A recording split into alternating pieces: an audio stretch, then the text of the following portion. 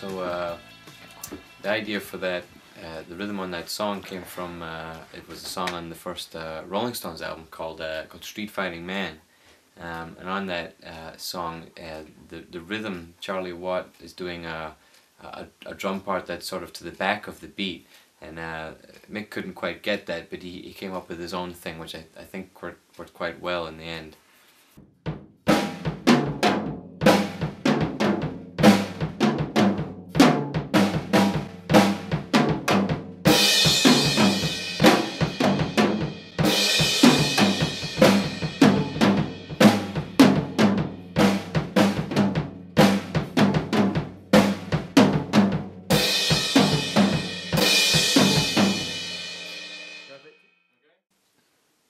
When we were touring Rumours, I mean, we were so exhausted, but things got, I mean, we'd show up at the airport and 12 different limousines would appear for us. I mean, we literally travelled in a bubble. Well, that was an interesting situation. I sort of fell in love with the lighting director on the tour, and that obviously created a bit of strange tensions between me and John. Not the best working environment. Would I say for Christine? No, I need some of her soup recipes, but I don't think I'd save. I could probably get those even if she was to die. In fact, I could probably get them easier. When Mick asked Lindsey to join the band, he said, well, me and Stevie come as a package. We just come as a package. That's how it works. And me and Lindsey were not in a good place when we joined the band, so the relationship became very strained very quickly. But you know, what happened was, on that tour, me and Stevie, we got together and it was a beautiful thing, and it didn't last, but we did get together on that tour. Yeah, it was a very natural thing that happened between me and Mick, and I suppose that the tension had been building for quite a while, and we were in Hawaii, we got together, and it was very short-lived, but that he got together with my best friend, Sarah. She's my best friend. That song Sarah's about her, so he got together with her. I like spiders, but cobwebs, and they're alright, but they're not the best. Well, I like the variety in fruit pastels, but I'd prefer them all to be a sort of a mild coriander flavour. If I had my own brand, it'd all be a mild coriander flavour. Well, for one thing, I couldn't have a baby. I couldn't have a baby because of the band. You can take time off from any job in the world, but you cannot take time off from Fleetwood Mac. So it was a very male-dominated world. Favourite soup's cockaliki. It's definitely my favourite soup. Being English and being slightly old school, I would definitely prefer to write with a quill. Particularly when I'm writing songs, I always write with a quill. I've never used a biro. I don't think I've ever even held a biro. It was one of the main points of contention between me and John, is that he likes to write with biro, particularly blue biro, and I hate the colour blue, and I hate biro. So the relationship was doomed from the start, really. But on that track, if you listen to John, he's got his own little symphony going there. You know, he could play really simple, but it would literally make the track. It would make the whole song. It was fantastic, really, what he could do with that. You're a monster, John. Number one fantasy is that I can get 100 spirit levels in a room, and I can make them all levitate at perfect flatness and levelness. I have adopted animals, and one of the ones that I really enjoy adopting, I adopt as many as I can, is a caterpillar. And people say that that doesn't count as an animal, but I think that I fight for caterpillar rights, and I have 5 caterpillars, and they come everywhere with me on tour, and that's something that just wouldn't have been allowed in Fleetwood Mac. You can't bring animals on the road, and I know that me and Christine both wanted to bring animals on the road, and then that we just wasn't allowed. You can't bring animals on the road with Fleetwood Mac. One of the things that you might not know about me is that when I was a little girl, I had a pencil case in the shape of a Cumberland sausage. It was full of quills, no biros. I should tell you, I run a women's basketball team. And I tried playing myself, but I think I scored about 2 baskets in the first 3 years of the team being together. So after that, they informed me that perhaps I wasn't suited to the game. And I tried everything. I tried point guard, I tried, what's the one where you go at the back? I can't remember what you call it, but I tried all of them. I've been carjacked at least 6 times that I can remember. There's probably more. But back in the days when we were touring Rumours, there was a coke fund written into the contract for the recording studio, so we would have it on 24/7, and we would literally just be coked out of our heads 24/7. But in terms of being carjacked, I remember there was one night when me and John, we went out to get a burger. We were recording in Hollywood. We went out to the In-N-Out Burger, went to get a burger, and these 3 black guys rolled up in this, what at the time was a muscle car, and they pulled out the guns, and they said, "Alright, you guys, we're going to take your car." We were in John's Maserati at the time.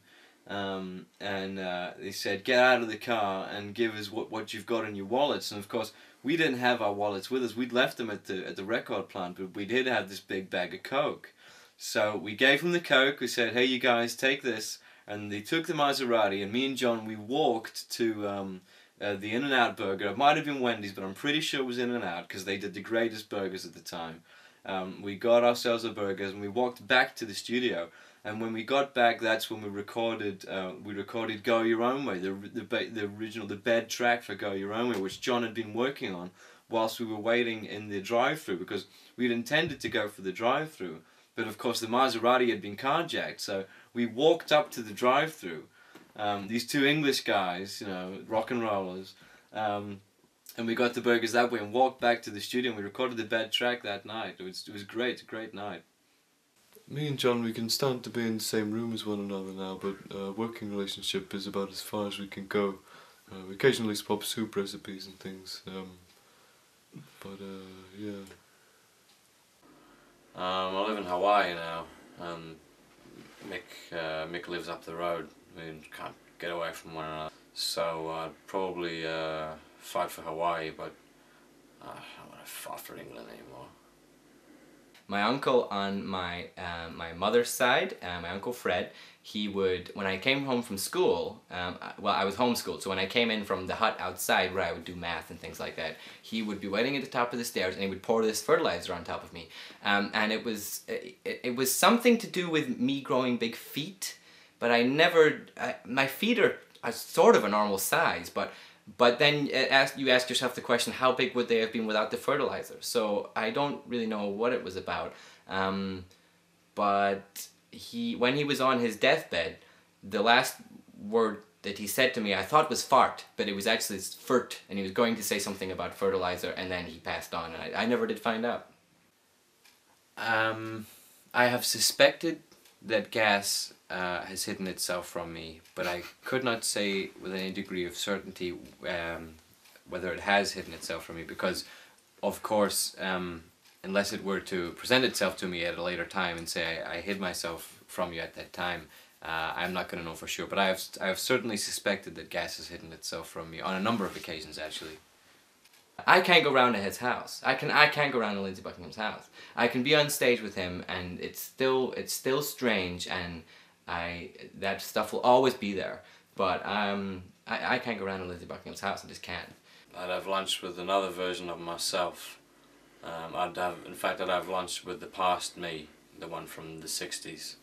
And I'd ask him what happened, because I can't remember a lot of it. I have written a few drafts of a book. I've put it to a few publishers, but I haven't got it greenlit yet. But it's a sci-fi, and it's all set in Atlantis, which is the underwater city of Atlantis, which was lost many, many years ago. It's all set down there, and what I have done is I've imagined that it's all horses. All horses live in Atlantis now, and it's all based around the horse, the dynamic. So there's the horse mare, and he is in charge. Well, you think he's in charge, but really it's a unicorn. I would literally be a gorilla. I think I would like to be.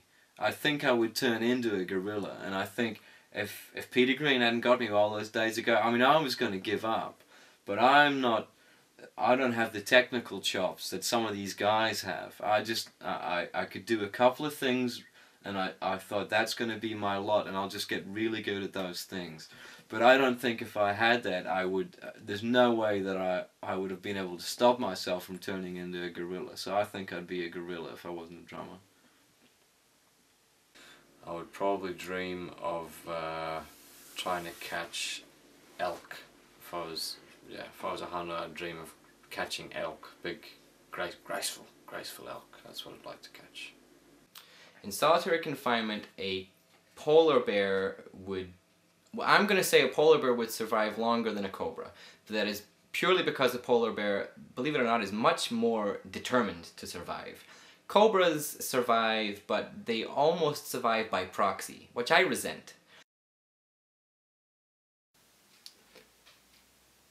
Is it true that you once had a pencil case as a little girl in the shape of a Cumberland sausage? When I was a little...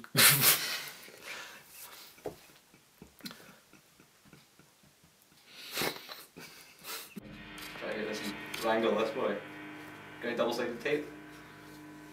I'll be alright. Right, still going? Yep. Okay.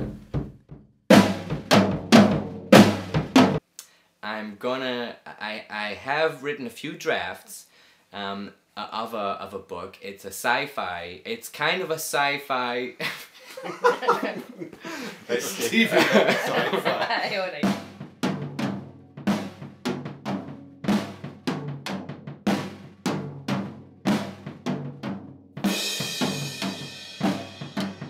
When I was a little girl, I had a pen.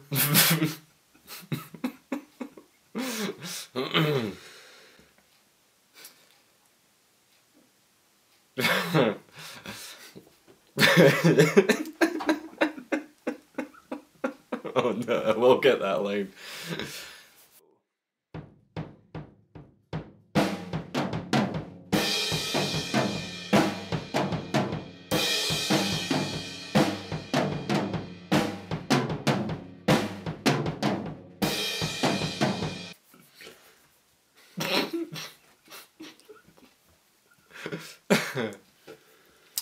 One of the things you might not know about me is that when I was... One of the things that you might not know about me is that when I was a little girl I had a... This has become a personal challenge now. Right. Yes, I loved to climb and I hated to climb. So I would climb anything I could. I would climb up, I would climb shelves, I would climb the stairs, I would climb up trees, I would climb on top of the car. But I was also completely terrified of it. So it was the strangest dichotomy inside of my head. I couldn't stop climbing and I didn't want to climb. So that formed a lot of the relationship. That's where the song Edge of 17 came from. Because when I was 17 I decided to stop climbing and I also decided to start climbing.